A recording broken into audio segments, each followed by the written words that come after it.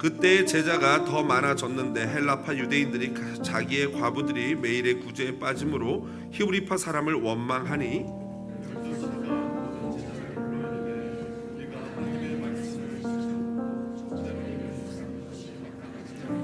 형제들아, 너희 가운데서 성령과 지혜가 충만하여 칭찬받는 사람 7을 택하라. 우리가 이 일을 그들에게 맡기고 온 무리가 이 말을 기뻐하여 믿음과 성령이 충만한 사람 스데반과 또 빌립과 브로고로와 니가노르와 디몬과 바메나와 유대교에 입교했던 안디옥 사람 니골라를 택하여 다 같이요 하나님의 말씀이 점점 왕성하여 예루살렘에 있는 제자의 수가 더 심히 많아지고 허다한 제사장의 무리도 이 도에 복종하니라. 아멘. 본문 사도행전 6장 1절로 7절 말씀 가지고요 교회론 세 번째 이야기 섬김으로 부르심이라는 제목으로 말씀의 은혜 나누도록 하겠습니다. 평생을 제자 훈련에 온 정성을 쏟았던 옥하는 목사님은요 평신도를 깨운다 해서 다음과 같이 말씀하셨습니다. 평신도는 그 말의 본래 의미대로 하나님의 백성이며 교회의 주체다. 성직자와 평등하게 그리스도의 몸에 속한 지체들이다. 그들 모두가 머리 대신 주님으로부터 소명을 받고 있다. 이 소명을 위해 성령은 각자 분수에 맞는 은사를 주어 몸의 지체로 그 기능을 다하게 하신다 라고 말했습니다. 평신도, 여러분 아마 교회를 오래전부터 다니신 분들은 평신도라는 단어를 많이 사용했고 다 아실 것입니다. 근데 요즘에는 이제 잘 사용하지 않는데요. 평신도라는 단어를 여러분은 어떻게 사용하십니까? 일반적으로 교회에서 사용하는 평신도는요, 그 의미는 성직자나 목회자와 구분하여서 일반 성도를 가리킬 때 사용하는 단어로 보통 여러분과 같은 성도님들을 평신도라고 부르죠. 그러니까 교회는 딱 두 가지 반, 목회자와 평신도로 나눠서 부르고 있는 것입니다. 그런데 이 평신도라는 단어의 원문, 그러니까 헬라어, 신약 성경의 헬라어의 단어가 라오스인데요. 그 라오스라는 단어의 원래 의미는 그렇지 않습니다. 그 단어의 의미는 성직자를 포함한 모든 일반적인 백성을 가리킬 때 바로 라오스라고 합니다. 곧 하나님의 백성을 가리키는 일반적인 단어로 사용되어진 것입니다. 그렇다면은 평신도가 언제부터 이렇게 이분법적으로 성직자와 일반 성도를 구별하는 단어로 표현이 되었을까요? 그것은 3세기 중엽에 칼타고의 감독이었던 키프리안이 구약시대의 제사장과 제물이 이 초대교회 신약시대의 성직자와 성찬이다 라고 말하면서부터 이 평신도와 성직자를 구별하는 이분법적인 구별법이 슬그머니 교회로 들어왔던 것입니다. 여러분 다시 한번 말씀드리지만 목사는 결코 구약시대의 제사장이 아닙니다. 성찬 역시도 구약시대의 제물과 같은 것이 절대 아닙니다. 신약시대, 은혜의 시대, 지금 저희들이 살아가는 이 시대에 있어서 제사장은 누구입니까? 그렇습니다. 바로 마틴 루터가 주장했던 만인 제사장설, 바로 저와 여러분 각자 개개인이 하나님 앞에 거룩한 제사장인 줄로 믿습니다. 옆에 분에게 이렇게 말씀하시죠. 당신이 바로 제사장입니다. 네. 물론 그렇다고 해서 모든 성도가 목사나 성도 구별할 것 없이 우리가 다 같은 성도들이니까 전문 사역자에 대한 존중 하나 없이 너나 나나 똑같다라고 생각하면서 심지어는 나중에는 목회자가 필요 없다라고 주장하는 반교권주의자들이 있는데 그것은 비성경적인 것입니다. 성경적으로 옳지 않습니다. 반면에 방금 말씀드렸던 것처럼 목회자와 평신도를 딱 이분해가지고 마치 성직자는 전혀 다른 존재인 것처럼 생각하는 교권주의 역시도 비성경적입니다. 반교권주의, 교권주의 둘 다 하나님이 말씀하는 바가 아니다라는 것이죠. 성직자를 포함한 모든 성도는 하나님의 자녀로 부르심을 받아 함께 예배하는 존재인 줄로 믿습니다. 그리고 더 나아가서 우리 모두는 각자의 은사와 재능에 따라서 교회라는 한 몸을 섬기는 지체들이라는 사실을 잊지 말아야 합니다. 바로 이것을 지체의식이라고 하는데 이것을 잊으면 절대 안 됩니다. 은사와 섬김의 역할은 다양할지 몰라도 섬김이라는 우리의 의무 자체는 성직자나 평신도, 일반 성도나 다 동일한 것입니다. 그러므로 교회의 섬김은요, 전문적으로 사역을 하는 목회자들 당신들이 알아서 하라라는 식의 자세는 매우 불건전한 태도입니다. 지난주 금요일에 올해 첫 번째 푸드뱅크를 했는데요. 조금 들으신 것과 같이 우리 성도 기존에 이 봉사를 하시던 팀원들이나 성도님들이 각자 개인적으로 몸이 아프고 여러 가지 사정으로 인해서 많이 이번에 참석을 못 하셨어요. 그래서 특별히 이제 우리 구역장님들께 SOS를 제가 카톡으로 보냈더니 그동안 이것을 섬기지 못했던 나중에 이제 얼마 전에 우리 교회 등록했던 새 신자분들이 너무 많이 나와주셨고요. 또 그동안 기회가 안 돼서 못 나왔던 기존 성도들 가운데도 한 번도 참여하지 않았던 성도들도 이 자리에 나와서 이 모든 이 빈자리를 메꿔줌으로 아주 풍성한 첫 번째 푸드뱅크를 마칠 수 있었습니다. 다시 한번 섬겨주신 모든 성도님들께 감사를 드리고 제가 자랑스럽게 생각한다는 말씀을 드리고 싶습니다. 교회는요, 보는 바와 같이 섬김이 크게 두 가지 방향이 있습니다. 첫 번째로는 교회 내부적인 섬김이에요. 사역, 봉사, 훈련, 양육 등 교회 운영과 예배와 관련된 전반적인 섬김이 바로 교회 내부적인 섬김이라면은, 다른 하나는 교회 외부적인 섬김이 있어요. 그것은 지난 금요일날 우리가 했던 푸드뱅크와 같이 지역사회 우리 성도들이 아닌 성도들 아니냐 이거 상관없이, 믿는 자냐 믿는 자 상관없이 모든 사람들에게 오픈되어서 지역사회를 섬기고 더 나가서 타 문화권에 가서 하나님의 말씀을 전하는 선교가 바로 이 외부적인 사역입니다. 저는 그래서 오늘 지금 먼저 교회 내부적인 섬김에 대해서 말씀을 드리고 그 다음 두 번째로 외부적인 섬김에 대해서 말씀을 나누도록 하겠습니다. 섬김 또는 섬기다에 해당하는 헬라어가 디아코니아라고 합니다. 디아코니아. 그런데 이 단어가 어디에서 왔냐면 디아코노스에서 왔어요. 이 디아코노스의 본래 의미는 섬기는 자라는 뜻이거든요.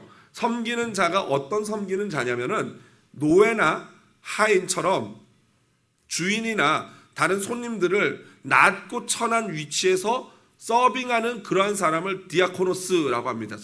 섬기는 자. 그리고 이 디아코노스에서 섬기다라는 단어가 나왔고, 또한 이 단어에서 파생된 단어가 바로 우리 영어로 집사를 디콘이라고 하지 않습니까? 바로 그 디콘이라는 단어가 이 디아코노스에서 나온 단어입니다.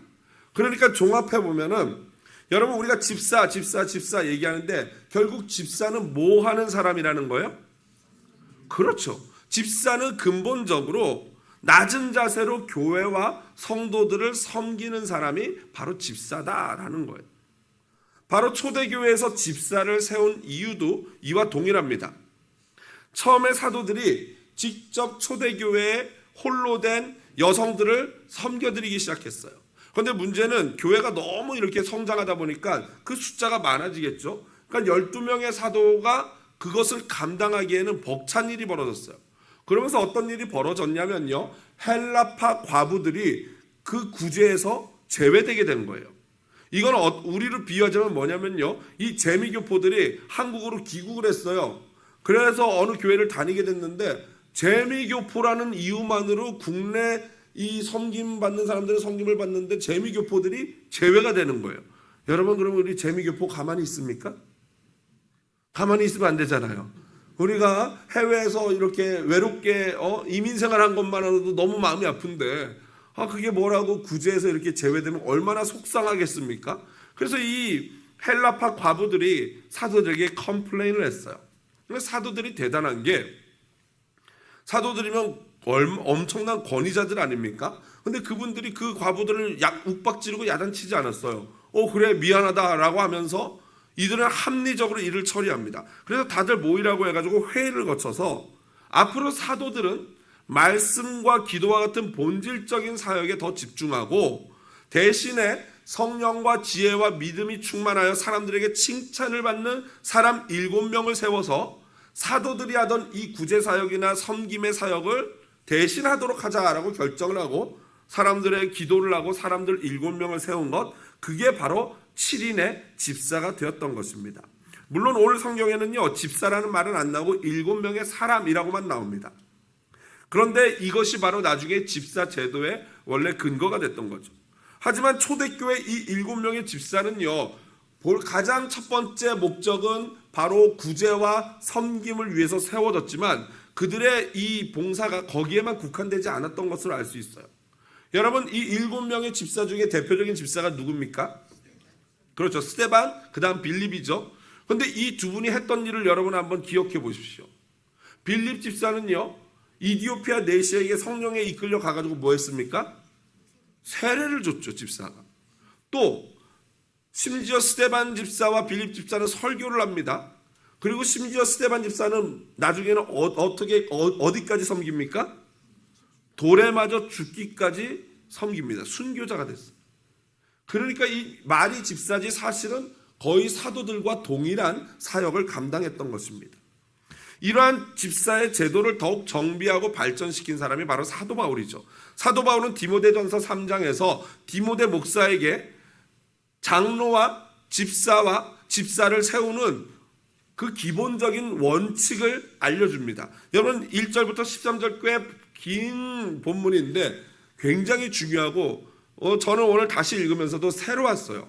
당연히 알고 있는 말씀이지만 새롭더라고요. 여러분들도 이 디모데전서 3장 1절부터 13절을 여러분이 만약 서리 집사 이상의 존재라면은, 그리고 또 아니어도 청년이어도 이 말씀을 한번 매번 자주 읽어보는 것을 추천드립니다. 한번 같이 큰 목소리로 읽어보겠습니다. 미쁘다 이 말이여 곧 사람이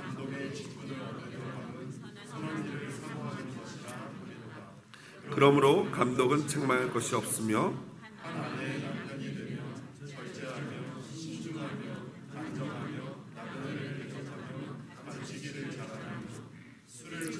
아니하며 구타하지 아니하며 오직 관용하며 다투지 아니하며 돈을 사랑하지 아니하며 자기 집을 다스려 자녀들로 모든 공손함으로 복종하게 하는 자라야 할지며 사람이 자기 집을 다스릴 줄 알지 못하면 어찌 하나님의 교회를 돌보리요. 새로 입교한 자도 말지니 교만하여져서 마귀를 정죄하는 그 정죄에 빠질까 하며 또한 선한 증거를 얻은 자라야 할지니 비방과 마귀의 올무에 빠질까 염려하라.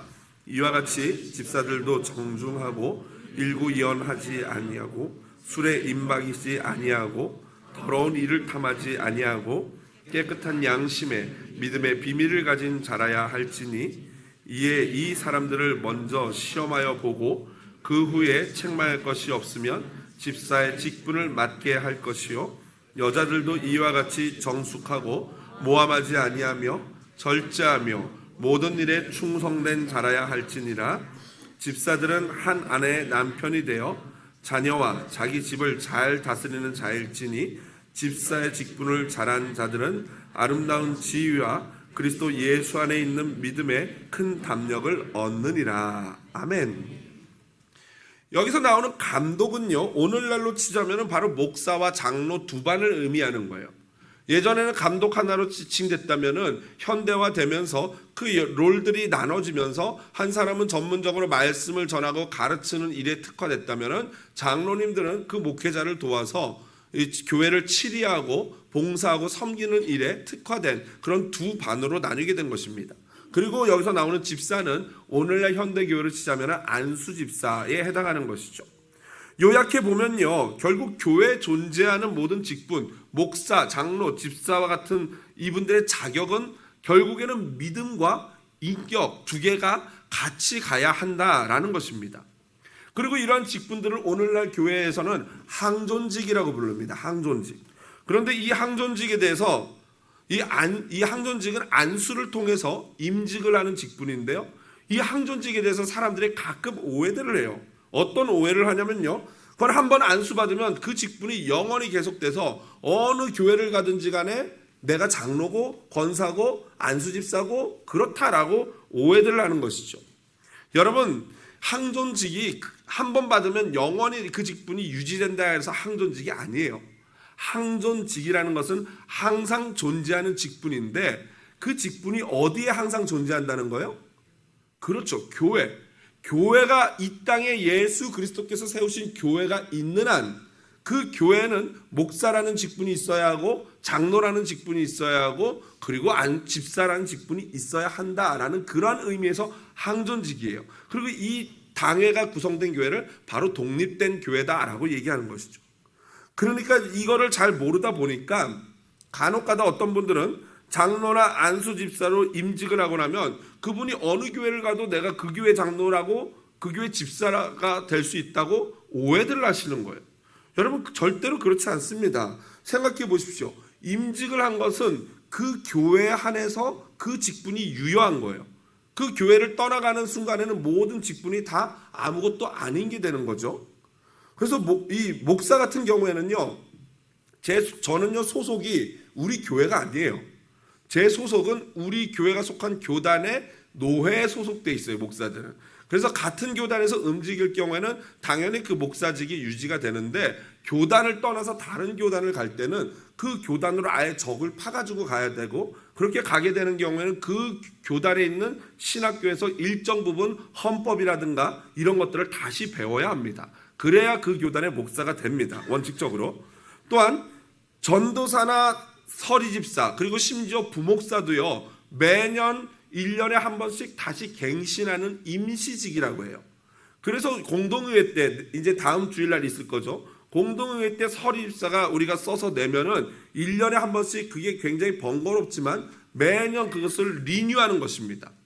부목사도 마찬가지예요. 부목사도 생략해서 그렇지 공동의회를 통해서 이번에 부목사 누구, 전도사 누구 이렇게 임명을 해서 다시 우리 교회 1년 동안 전도사직과 부목사직을 할 수 있게 되는 거예요. 이 직분이 계속 유지가 되는 사람들은 바로 담임 목사로 위임된 저와 장로님들과 안수 집사님들, 권사님들은 그 직분이 계속 유지가 되는 것입니다. 바로 이런 법들을 우리가 잘 모르니까 자꾸 오해를 하는 거예요. 한간에 제가 이제 어떤 새로 오신 성도님 신방을 갔더니 한간에 이상한 소문이 도는데요. 그래서 무슨 소문입니까? 집사님, 권사님 말해 보십시오. 그랬더니 한사랑교회 담임 목사는 깐깐해서 접니다. 저 깐깐해가지고 다른 교회 장로나 안수집사나 권사가 오면은 처음부터 그러니까 서리집사부터 다시 하라고 한다는 거예요. 그래서 완전 이게 잘못된 가짜 뉴스죠. 그렇지 않습니다. 교회라는 것이요 그냥 뭐 이렇게 대충 교회는 뭐 사랑으로 다 되는 것 같고 막 그냥 굴러가는 것 같잖아요. 그렇지 않아요. 교회도 다 특히 장로교회는 헌법이라는 게 있습니다. 헌법. 그 헌법에 철저히 입각해서 운영을 합니다. 생각해 보십시오, 여러분. 임직자들은 어떻게 그 교회 장로가 되고 권사가 되고 집사가 됩니까? 뭘 통해서? 투표를 통해서 하죠. 성도들의 투표를 통해서 그 교회 장로가 되는 거예요. 그래서 A라는 교회에서 투표를 통해서 장로가 되고 집사가 됐어요. 그런데 피치 못할 사정으로 이사를 가거나 직장 때문에 A라는 교회를 떠나서 먼 지역에 있는 B라는 교회를 갔단 말이에요. 그런데 그 장로님이 거기 가가지고 내가 A라는 교회에서 장로이기 때문에 이 교회에서도 나는 장로입니다 라고 할 수 있냐고요. 합리적으로 생각해 보십시오. 그러면 B교회 성도님들은 장로님이시라고 하니까 장로님인 건 알겠는데 누구시죠? 이렇게 되지 않겠냐고요.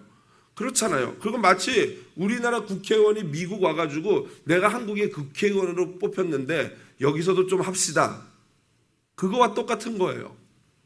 그래서 여러분 사실 옮겨오신 그런 장로님이나 집사님들한테는 당연히 그분의 호칭은 장로님, 집사님, 권사님이라고 불러드리죠. 그거는 인정해드립니다. 그러나 헌법적으로 법적으로는 그분들은 B라고 옮긴 교회의 장로이거나 임직자는 아니라는 거예요. 그러면 이런 분들이 어떻게 되는가? 이걸 아셔야 돼요. 어느 교회든지 간에 A라는 교회에서 임직을 했다가 B라는 교회를 옮기게 되면요. 그 순간부터는 이 견장을 뗀다 그러죠. 무임장로, 무임권사, 무임집사가 됩니다. 그래서 법적인 어떤 권리가 아무것도 없어요. 그런데 그 후에 시간이 몇 년 지나면서 교인들이 그분을 관찰할 거 아닙니까? 보니까 정말 저분은 장로라는 호칭에 어울리는 믿음을 가지고 계신 분이다라고 인정이 되면요. 당회에서 당회원들이 그분을 추천합니다. 그래서 당회에서 그분들을 저분들은 정말 믿음이 장로에 정말 합당한 믿음이시다 하면은 그때부터 그분을 협동 장로님, 협동 집사님, 협동 권사님이라고 호칭을 이 신분이 이 직분이 바뀌어요.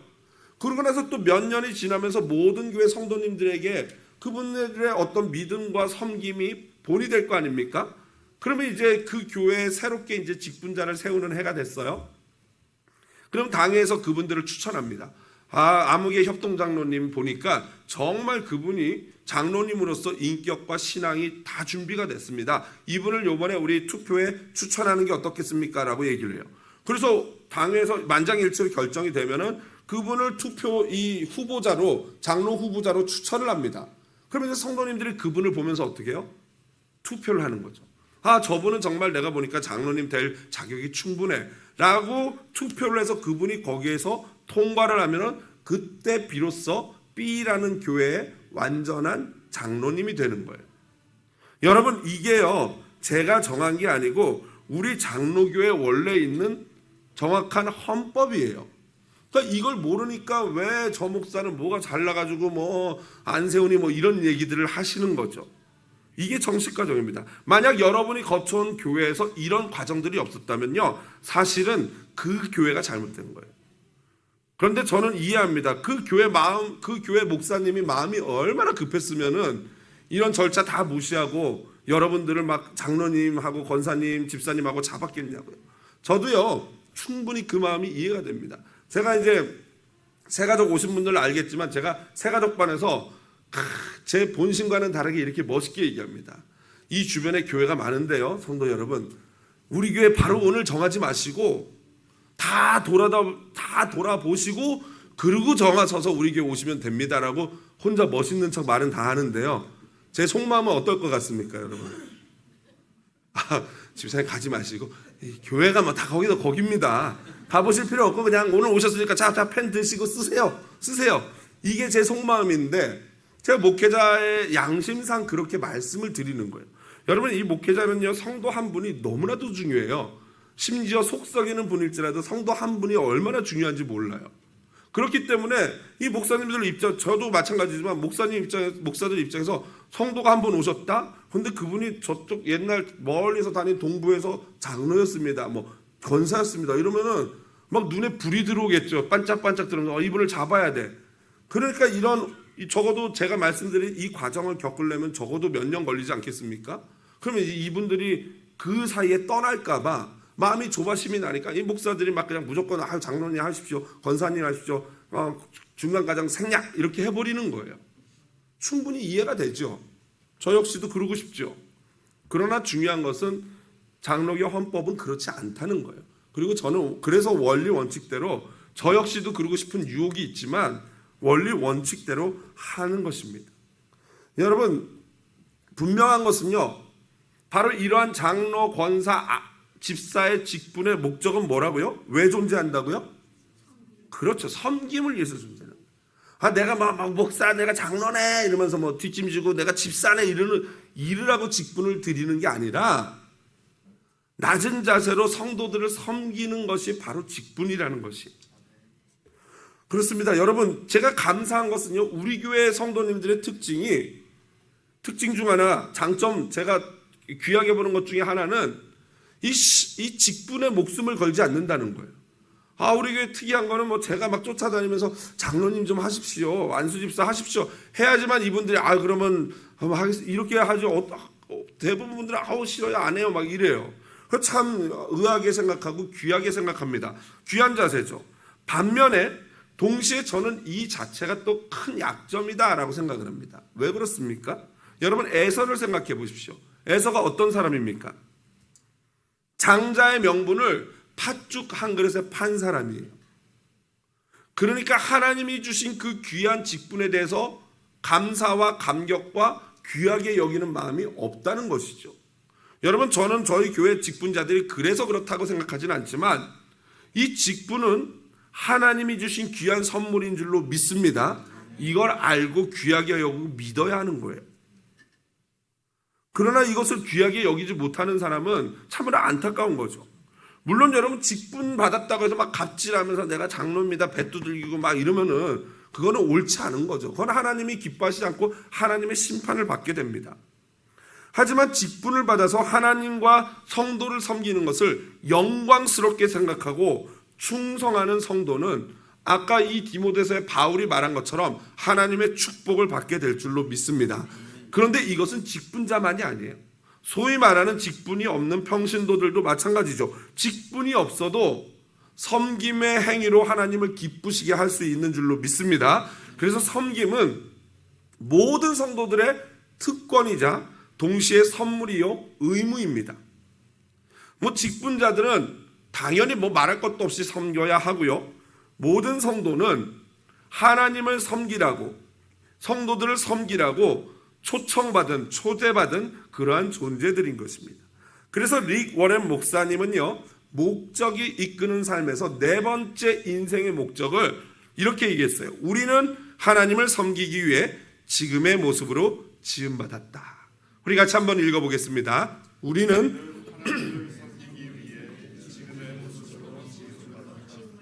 아멘. 그렇다면은 어떻게 우리가 하나님을 섬겨야 되나? 먼저 첫 번째로 은사대로 섬겨야 합니다. 하나님이 우리 각자에게 주신 다양한 은사들이 있죠. 여러분 보면 너무나 다양한 분들이 계시고 각 사람마다 다양한 은사들을 가지고 있습니다. 그 은사대로 섬겨야 돼요. 본인도 즐거우면서 잘하고 그리고 그것으로 말미암아 성도들과 하나님께 기쁨이 돼야 돼요. 이 예를 들어볼까요? 어떤 분이 찬양하는 걸 너무 좋아해요. 그래서 찬양팀을 했어요. 그런데 본인은 너무 즐거운데 그 다음은 얘기하지 않겠습니다. 본인이 앞에서 막 찬양하는데 본인은 너무 막 마이크 잡고 좋은데 그걸 듣는 분들이 이게 무슨 노래지? 이렇게 되면 곤란하잖아요. 이런 분들은 어떻게 찬양하면 됩니까?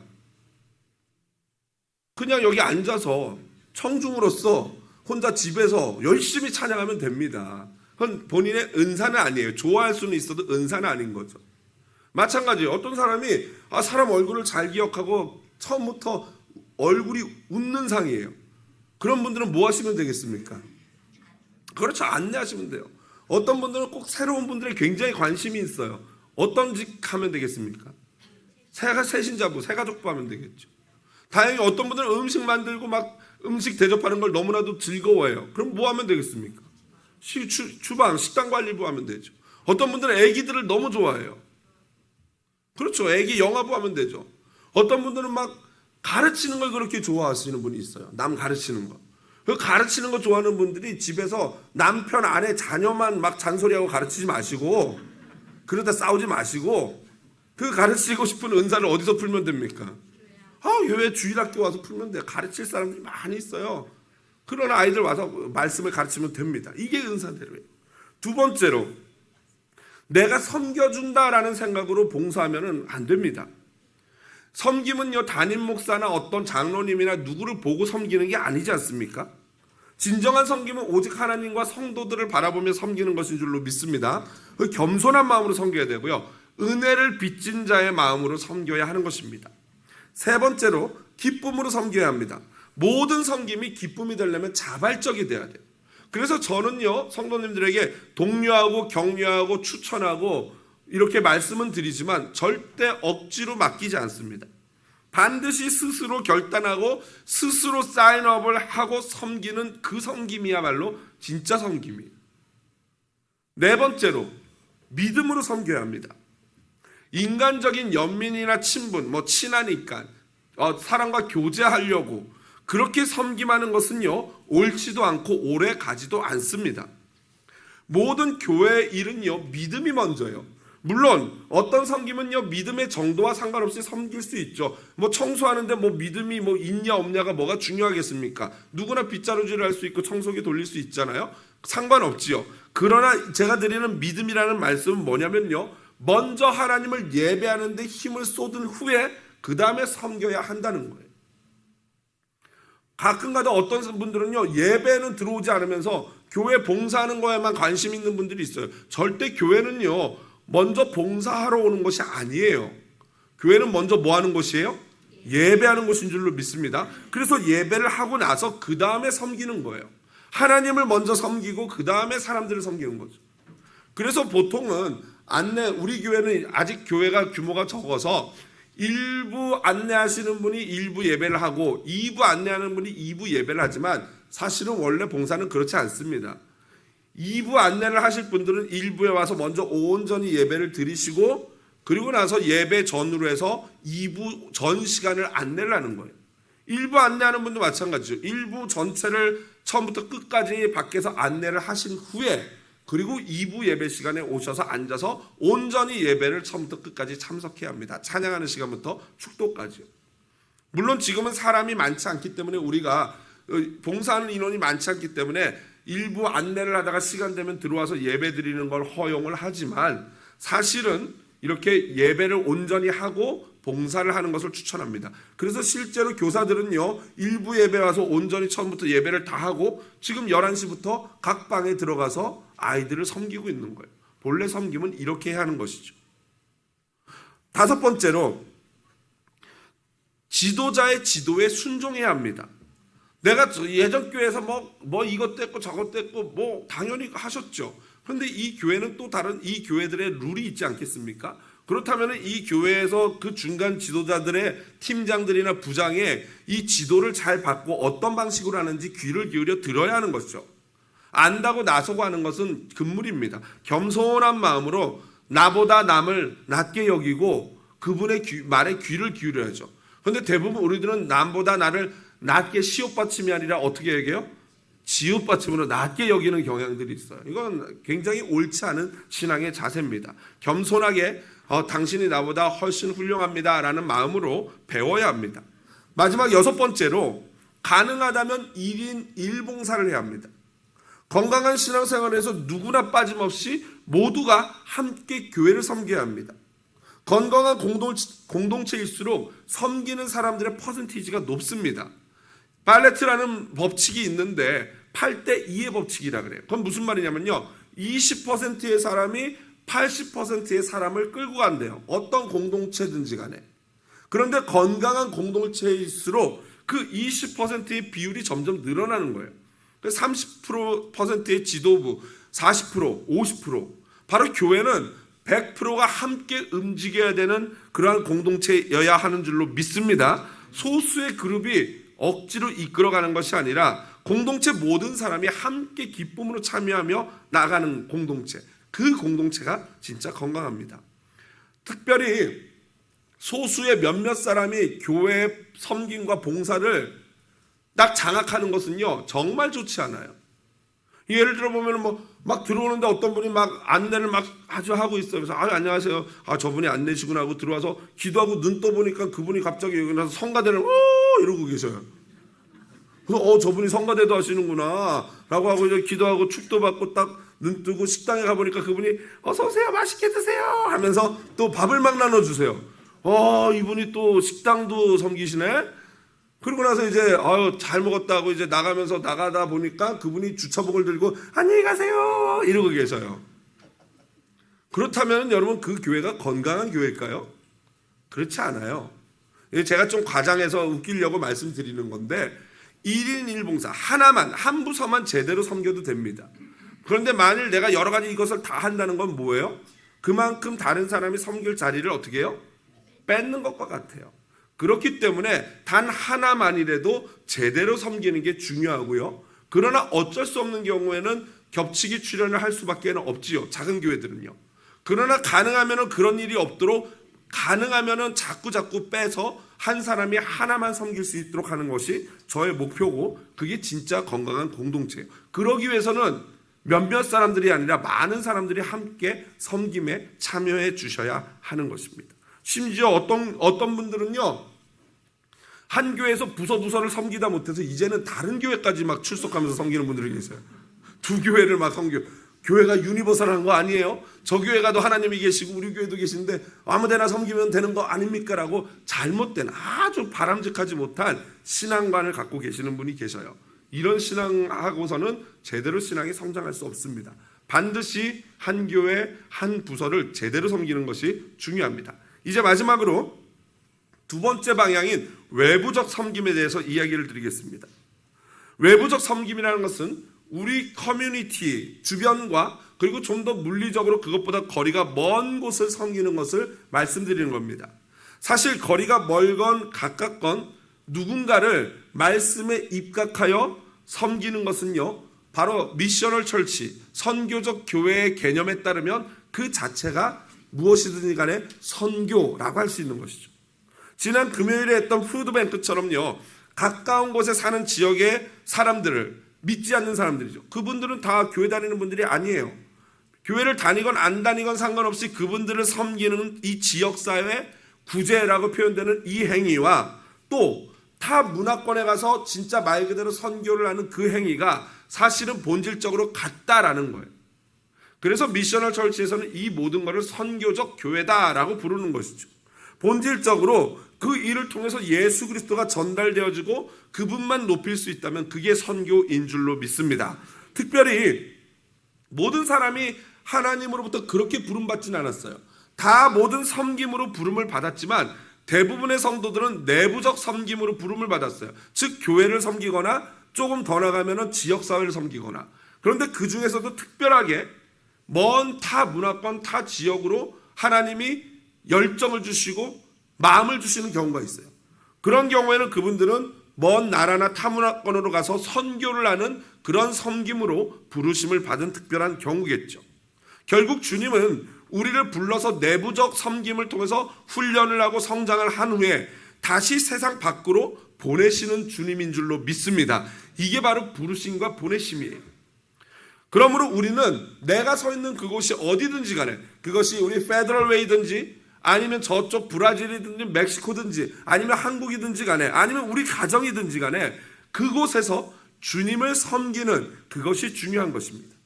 그리고 이 부르심에는 목회자나 평신도가 따로 없습니다. 우리 교회 성도님들 중에서 평신도 선교사로 섬기는 분들이 꽤 계셔요. 이 자리에도 선교사로 다녀왔다가 귀국하신 분도 계시고, 일부 예배도 보면은 지금도 단기 선교 가는 분도 계시고, 아프리카에서 8년 동안 선교를 하고 전 가족이 선교하고 들어오신 분들 계십니다. 저는 매우 자랑스럽게 생각합니다. 다음 주 공동회의 때 자세하게 말씀드리겠지만 제 사역이 7년 딱 3기로 제가 계획을 짰고, 첫 번째 7년에서는 우리 교회의 기반을 튼튼하게 하는 걸 가장 큰 목표로 해서 7년이 지났어요. 그리고 이제 안식년이 지나고 제가 이제 두 번째 7년을 맞이하면서 올해는 이제 우리 교회 여기 프로퍼티에 이 짐을 짓고 교육관을 강화하고 우리 예배를 강화하면서 동시에 7년 후반부에는 이 멀리 보내는 섬김을 보내는 이 선교 사역에 우리가 마음을 쏟을 것입니다. 그 일을 위해서 여러분들 기도해 주시고 같이 아이디어를 나눠주시기 바랍니다. 자세한 거는 다음 주 공동회의 때 더욱더 자세히 말씀드리겠습니다. 말씀을 정리합니다. 존 스토트 목사님은요, 섬김에 대해서 다음과 같이 말했습니다. 화면 보면서 같이 큰 목소리를 읽어보겠습니다. 교회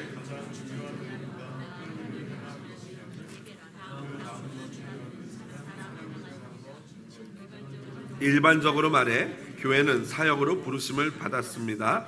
교회는 각각 있는 여러 지체들과 기관들로 이루어진 몸입니다. 사역은 여러 가지나 모든 것을 모든 사람 가운데 이루시는 하나님은 같으니 이러한 사역이 바로 섬김, 디아코니아입니다. 너무나도 정확하게 말씀하셨어요. 우리는 하나님을 한 아버지로 둔 한 가족입니다. 동시에 그리스도를 머리로 하는 하나의 몸이에요. 만일 여러분 우리의 몸 가운데 하나의 장기나 하나의 지체가 작동하지 않는다면 우리의 육체는 굉장한 어려움을 겪을 것입니다. 그러므로 각자에게 주어진 섬김을 우리가 제대로 완수하지 못한다면 하나의 지체여 몸인 우리 교회라는 공동체는 꽤 어려움이 생길 수밖에 없어요. 여러분, 내가 한 사람 공동체나 우리 가정에서 겸손한 종이 되어서 섬기는 그 섬김을 하지 않음으로 말미암아 내가 속한 그 공동체가 혹시라도 영적인 동맥경화나 영적인 심장마비에 걸리는 것이 여러분 두렵지 않습니까? 내가 섬기지 않음으로 말미암아 잘 흐르던 영적인 예수 그리스도의 보혈이 막혀버리는 경우가 있다는 거죠. 내가 할 일을 하지 않음으로. 여러분, 2024년 하나님은 저와 여러분을 모두 섬김의 현장으로 초대하고 계십니다. 어떤 이는 교회 내부적으로, 어떤 이는 교회 외부적으로 구제사역을 함께하고 선교에 힘쓰도록, 그것이 무엇이든지 간에 하나님은 저희를 부르고 계셔요. 섬김으로 부르고 계십니다. 이 부르심에 여러분 제대로 응답하고 싶지 않으십니까? 하나님께서 내가 누구를 보내며 누가 우리를 위하여 갈꼬? 라고 질문했을 때 성령 충만함을 입었던 이사야 선지자는 하나님께 손을 높이 들고 이렇게 말했죠. 내가 여기 있나이다. 나를 보내소서. 오늘 우리도 하나님 앞에 내가 여기 있습니다. 나를 보내달라고 고백하는 시간이 되기를 원합니다. 나의 가정이든 교회 어떤 부서든 어느 지역이든 심지어 타 문화권이라도 하나님이 부르시고 보내시는 섬김의 현장으로 내가 가겠습니다. 오늘 결단하는 시간 되기를 원합니다. 한번 외쳐볼까요? 내가 여기 있나이다 하면 여러분들은 나를 보내소서. 우리 모두 오른손을 들고 제가 먼저 선창하면 나를 너무 두려워하지 마십시오. 다 막 타 문화권으로 보내는 거 아닙니다. 내가 여기 있나이다. 아멘. 오늘 그 마음으로 그 고백으로 이 찬양 하나님께 드리며 함께 기도하겠습니다.